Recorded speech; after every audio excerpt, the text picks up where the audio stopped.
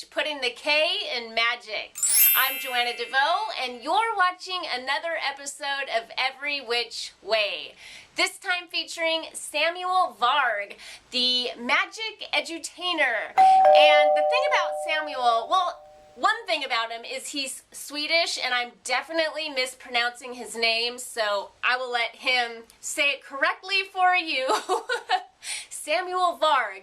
But he's also a magician, and he is a very different kind of magician than I'm used to interviewing here, because he is a stage magician. He does not put the K in magic. He is an illusionist. And so I thought it'd be really fun to get that perspective on the show. And plus he just has a really kick-ass mustache, and he's just an interesting, fun person. So without any further ado, here he is, Samuel Varg, the magic edutainer.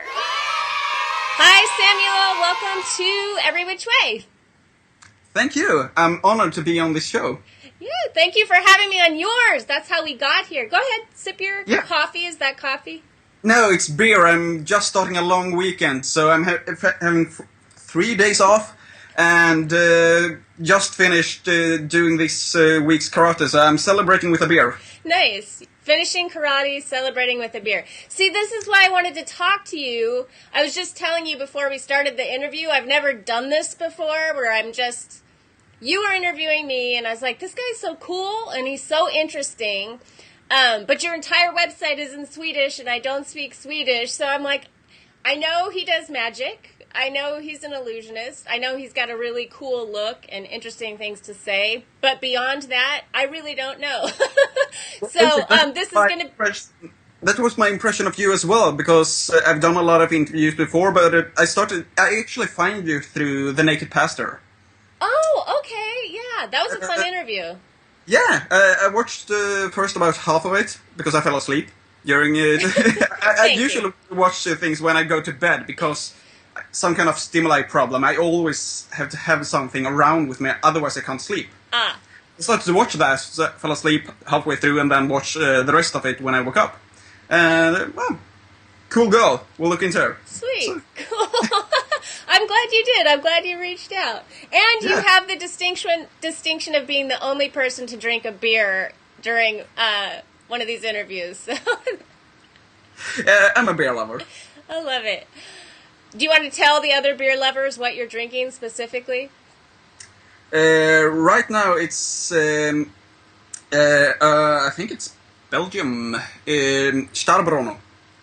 Okay. Well, while you're saying words I can't pronounce, can you also pronounce your full name for them? Because I introduced you as Samuel Varg, and I know that's not how you say your name.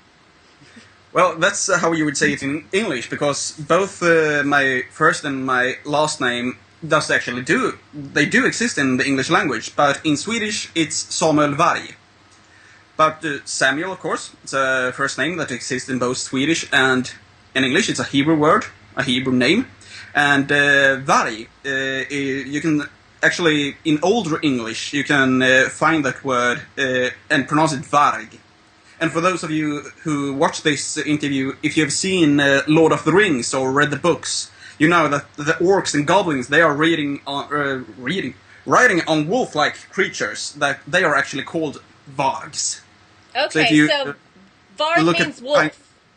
Yeah, exactly. Or some kind of older wolf, I would guess, because I think the story sort of fails. If you read old Nordic mythology or even Irish mythology or that kind of stuff, they will talk about Vorgs. Oh, cool. The Skype just cut out on us, and right when you said they will talk like Vorgs, it was all mushed together, so that was kind of weird timing. Yeah. Okay. Yeah, okay. And so you are a magician. And you have some very cool, I love the old-timey pictures of you, especially because you have that awesome mustache where you're performing magic. I don't know if you're at fairs or some kind of events that you're performing magic at. How did you get into that? Well, okay, it's a quite long story, but I will try to shorten it up. When I was around, I guess, 8, 9, 10 maybe, I got a magic box from my parents. I'm guessing for my birthday or at Christmas. Or actually it was a book and some small stuff that came with it, and how to be a magician. So I guess it started in 1990 when I was around 7 or 8. And I performed for my family, maybe for my friends. And in my late teens, there was a magician who maybe you've heard of called David Blaine. Oh, yeah. Who had a street magic show that was shown in Sweden as well. And then I started to get a second renaissance in my interest in magic. And also one of my brother's friends was a professional magician. So he taught me a couple of tricks, and I did it as an interest. I performed at friends' parties and that kind of stuff. And when the economical crisis hit in 2007 or something, I was starting to get, as a semi-pro, I started to get paid from now and then. And then I was working as a consultant at a factory where we made cars. Okay. And that industry was hit hard by this economical crisis, so I got fired. Or basically everybody there, okay, bye-bye. Mm-hmm. So, so I was unemployed, standing there. Alright, what to do?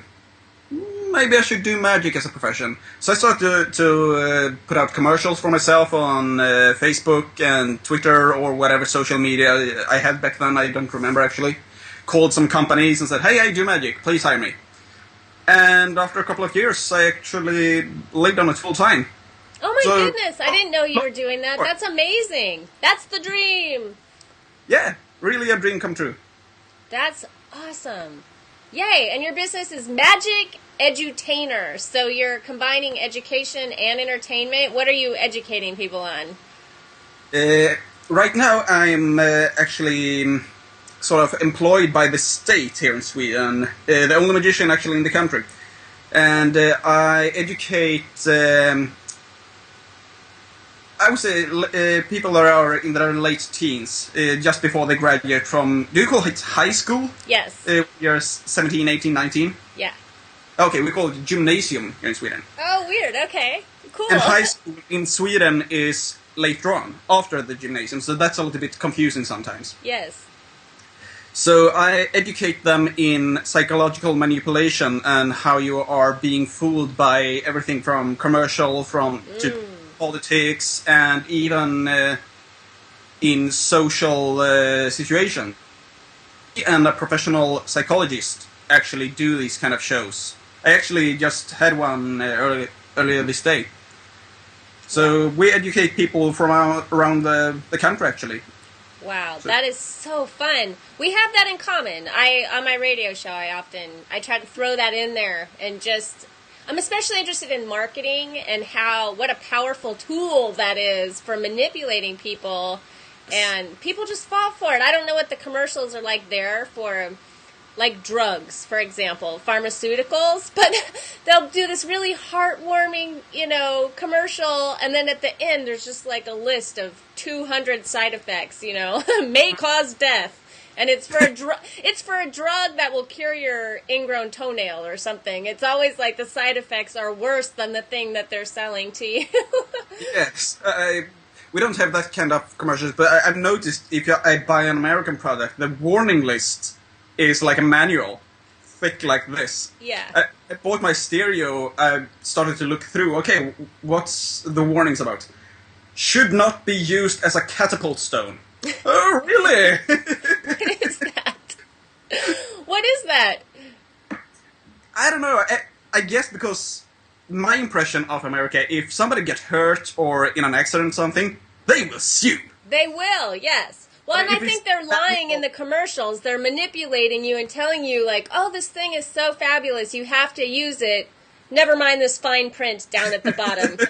That boring, wordy stuff. You don't need to look at that. Look at these happy models holding this baby or whatever. And to finish off this question, I always, even if I'm doing regular shows at a party or at a company, I always throw in like a very quick or small history lesson or something in one of the routines. So I try to teach in the same time. I'm of a quite strong opinion. If you don't learn anything when you laugh, it's like it's over. But if you can learn something during that experience, I think you have gained something. And also to make education fun. So I always try to combine those. And I have a very strange brain, or very strange, a little bit unusual. I failed a little bit in high school because when I read, only read, I forgot instantly. But if I do something with my hands or incorporate my own body and mind into what I read and what I learn, then I learn it much better and in a longer way. So for me, this edutaining stuff, when we do these performances, I want to interact with the audience. I pick them up on the stage and telling them, okay, I'm going to fool you now. Try not to be fooled. And then I fool them. So, the experience is both fun and educational in the same time. That's cool. So basically, therefore, the name Edutainer. I think that makes you a kinesthetic learner. I know there's different kinds of learning, and schools don't typically address them all. So only certain kinds of people get the education that they need. Have you worked with children, like small children at all? Not much. I'm not bad with children, but I prefer teenagers. That's my main group. Nice. Because that's when I started to learn myself that, okay, if I do this in another way, if I want to learn history, make a play, make some music, and sing about the historical stuff, or whatever. Do a poem instead of just reading, because I will not learn in that way. Yeah. And I know that about 20 or 30% of the population is like this. Mm-hmm. So, yeah. And the educational system in Sweden it's just words. Okay, here's a book. Learn. Yeah. Yeah. Well, I am a book nerd. I do like learning that way, but I understand everybody learns differently for sure. What are you known for? Do you have a special illusion that you do, or a special magic trick that's like your specialty? Right now, I think I do mostly what we call mind reading, or that kind of stuff. But because most mind readers, in my opinion, forgive me and my colleagues if you're watching, are quite boring. Because they are, okay, think of a number. You're thinking of 4, 7, and so on. It's, after 5 minutes you puke on them. So I try to do more, it's hard to explain if you don't see it, but one of my favorite routines that I do, my finale right now, is I call it my Sherlock Holmes routine. Mm-hmm. And 5 members from the audience are picked at random, and one of them is in the next step also randomized to be the killer. And I don't know before who it's going to be, and they don't know who it's going to be. So we pick a member, okay, and I will try to figure out who is the killer. Everybody pick a ball from a bag, and one of the balls has a different color, and that person becomes the killer. So it's almost like a Cluedo game. Okay, like a murder mystery thing. Yeah, exactly. It's a murder mystery, and then it's my job to figure out who is the murderer in this drama.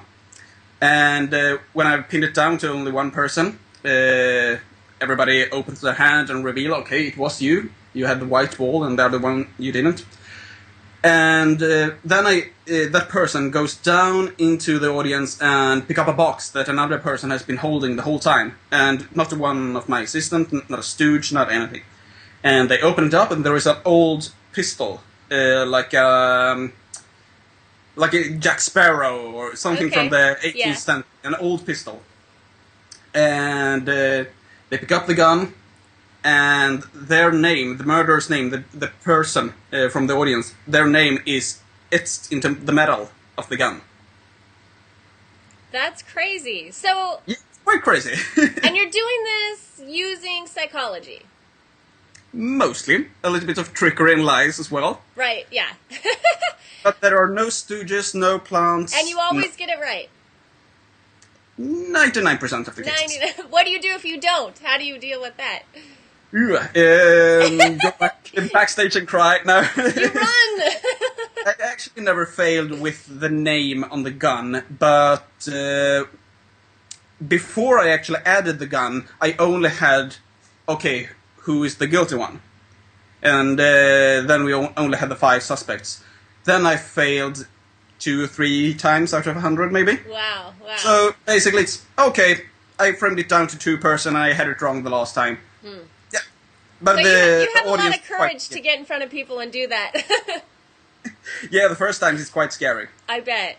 But that's fun. That's part of the rush of it, I imagine.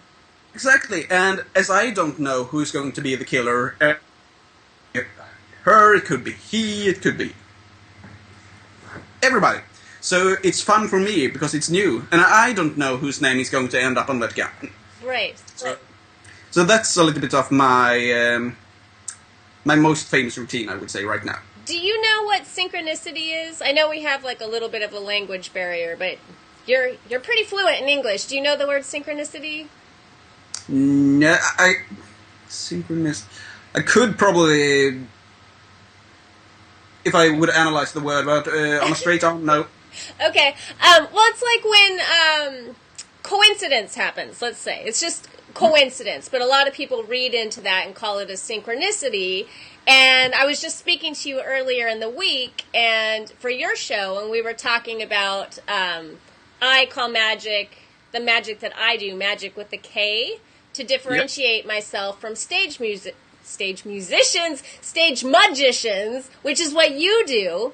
And you were saying you're a skeptic about magic, the kind of magic that I do. And I just went to the movies yesterday, and I saw...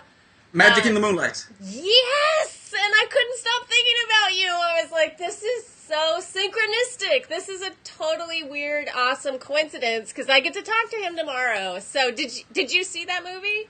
No, it as far as I know, it hasn't come on theaters here in Sweden yet. But I saw the trailer last week, and it's I'm going to watch it. Oh, it's so you because you're actually much friendlier and more fun than the lead character. But he is an intellectual, but he's also a magician, like you are, and like world renowned. And he comes in contact with a psychic, and he doesn't believe that she's a psychic, and he doesn't believe that that exists or is real. And then the whole movie is them, whatever, trying to find out what's real and what's not. But it really reminded me of you. I saw that plot, and it really triggered my imagination, and I want to see this movie because that's very much me.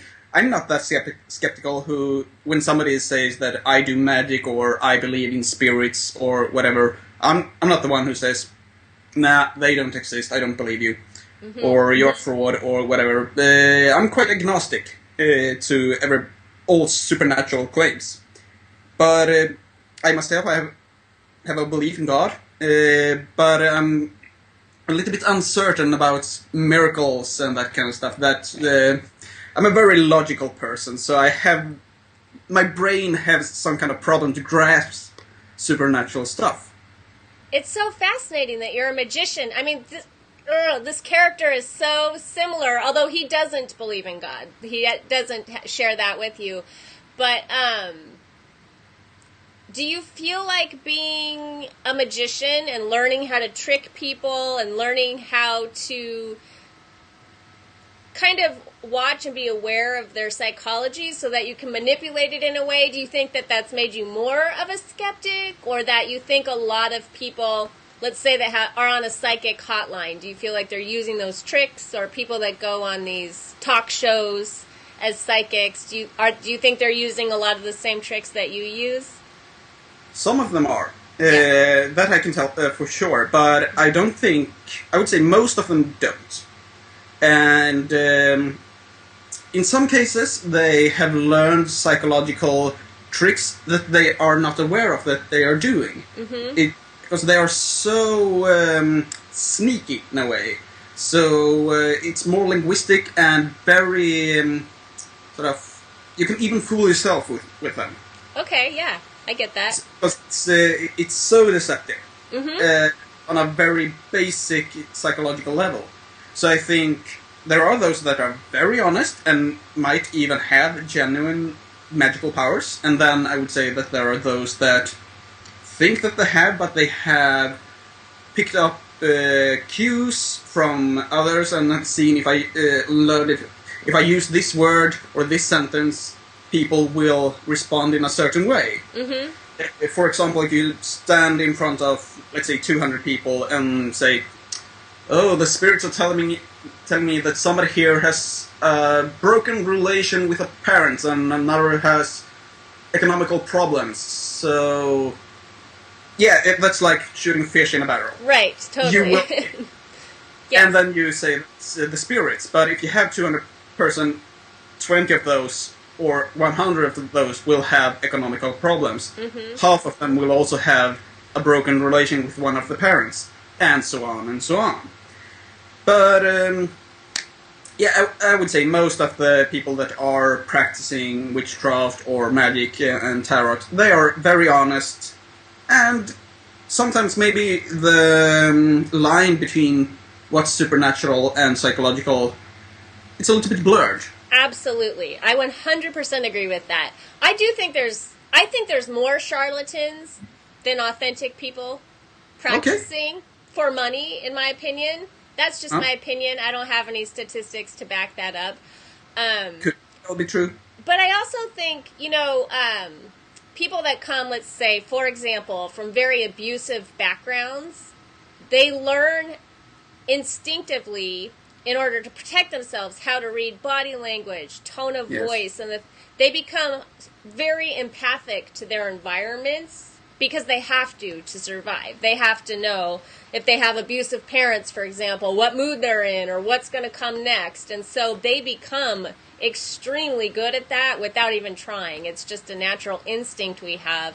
So I think that's one example where somebody could develop similar skills to what you're talking about without even intentionally trying to do that.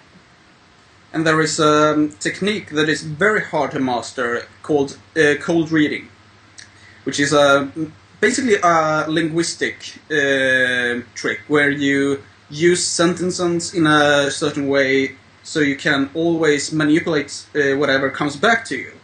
So it sounds like you are knowing a lot about the person that you have never known.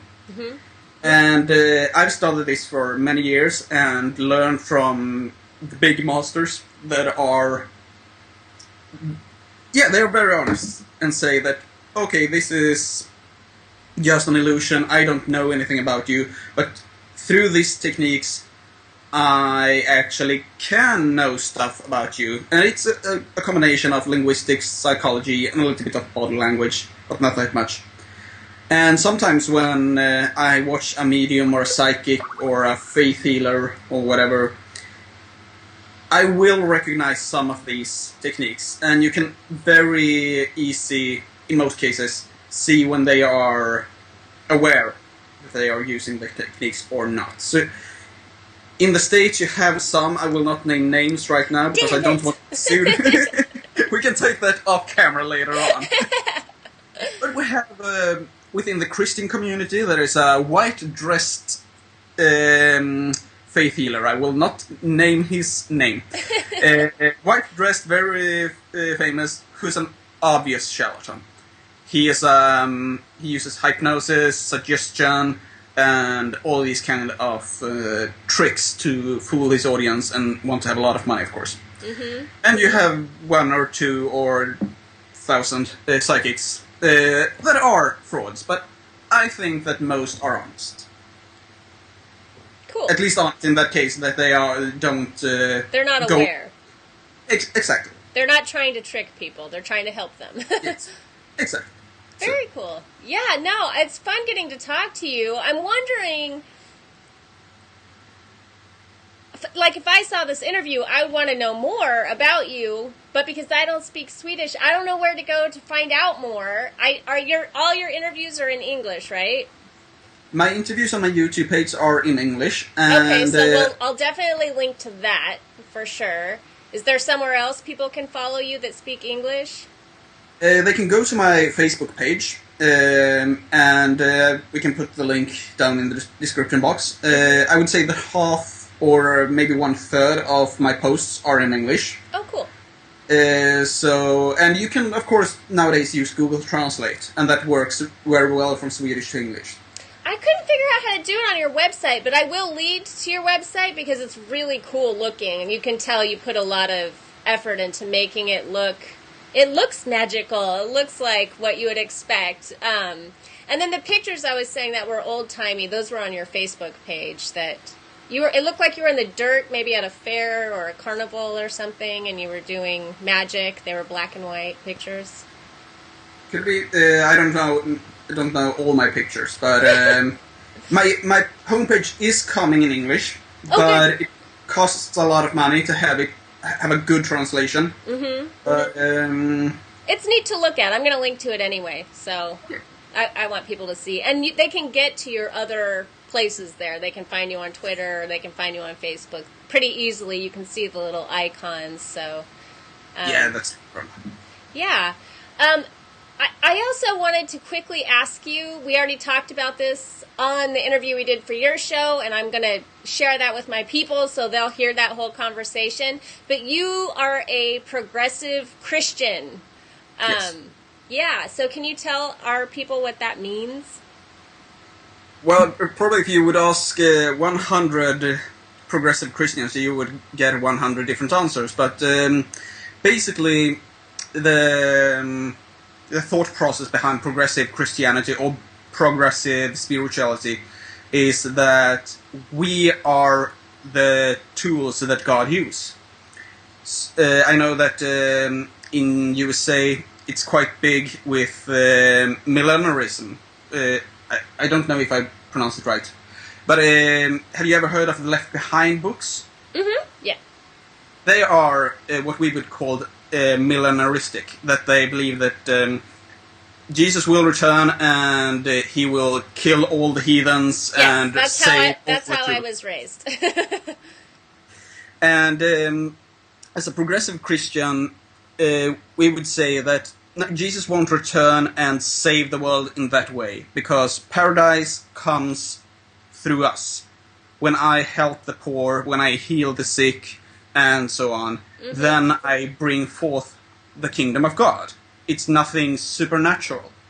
So a progressive Christian, or I would say that the kingdom of God has come when nobody's poor, when everybody has an education, roof over the head, clothes on the body, everything. When we live in the utopia, basically, then the kingdom of God has come, and that must come through us.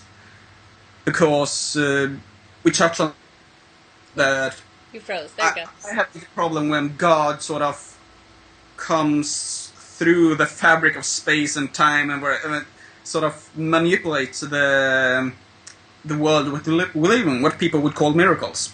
I don't say that it can't happen, but for me it's a little bit like making a circle square. You can't have both. So I think that God works within the laws of physics and nature.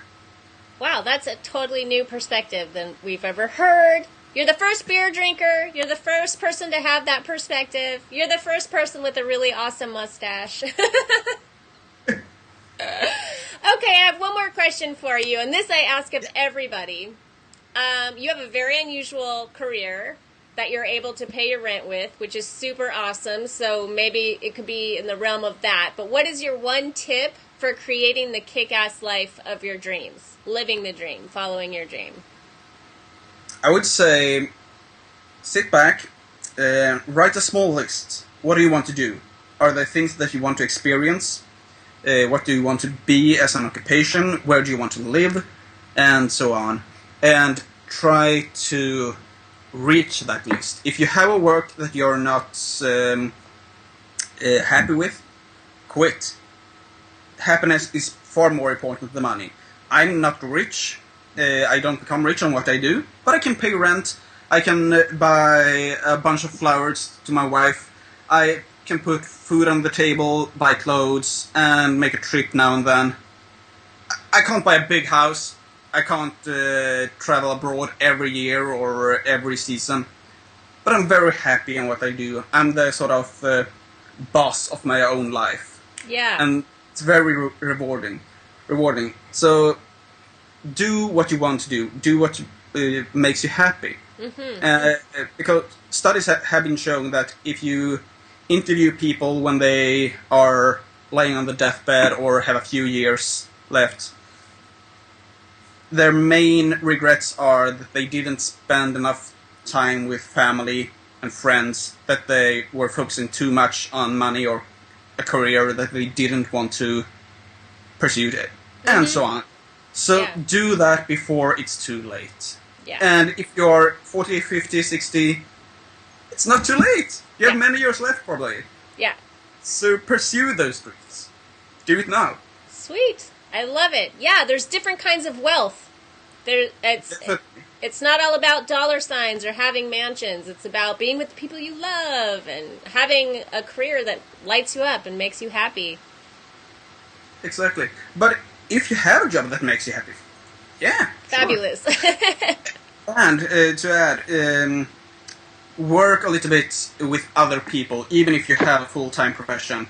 Have work for free, because I've heard that, I don't remember the exact number now, but if you have some kind of social work where you work for a soup kitchen or whatever, just 1 or 2 hours a week will make you a much happier person.